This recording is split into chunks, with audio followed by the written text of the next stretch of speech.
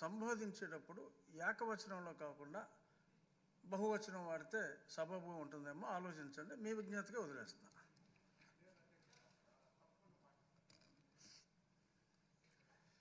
మాధవిరెడ్డి గారు చాలా సీరియస్గా ప్రిపేర్ అవుతున్నారు ఇందాక నుంచి, తక్కువసేపు మాట్లాడండి.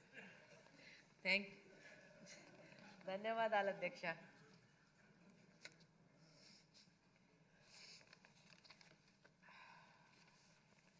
అధ్యక్ష, ఈరోజు మీ ద్వారా మంత్రి గారి దృష్టికి తీసుకెళ్తున్నాను అధ్యక్ష.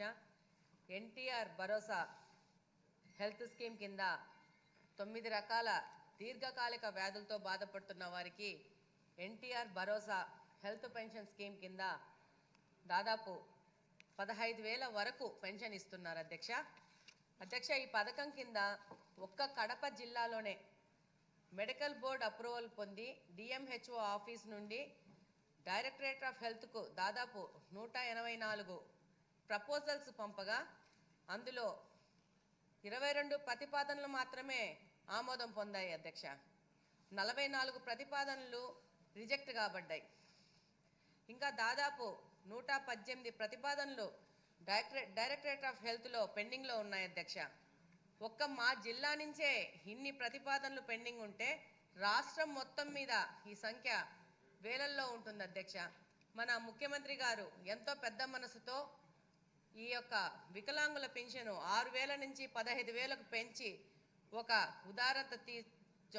ఉదారతతో ఆయన ముందుకెళ్తే ఈరోజు ఈ యొక్క అప్లికేషన్స్ అన్ని పెండింగ్ ఉండడం వల్ల వాళ్ళకి ఈ యొక్క లబ్ధి వాళ్ళ వరకు చేరట్లేదు అధ్యక్ష.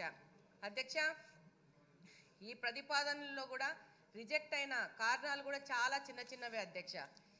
ఈరోజు మీకు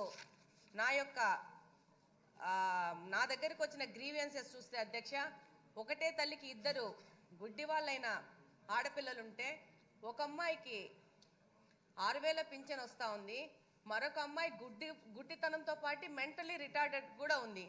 ఆ అమ్మాయికి పింఛన్ రావట్లేదు అధ్యక్ష.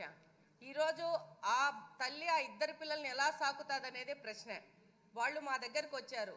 మేము కూడా అధికారుల దగ్గరికి వెళ్ళేసి ఈ యొక్క అప్లికేషన్ పంపిస్తే ఈ అప్లికేషన్ పెండింగ్ ఉంది అధ్యక్ష 4 సంవత్సరాల నుంచి.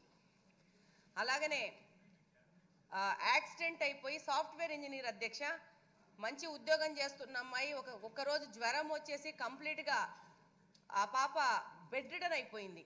దాదాపు ఇప్పటికి 3.5 సంవత్సరం నుంచి బెడ్ రిడన్ అయిపోయింది. అమ్మాయికి ఏ విధమైన పెన్షన్ సౌలభ్యం కూడా లేదు.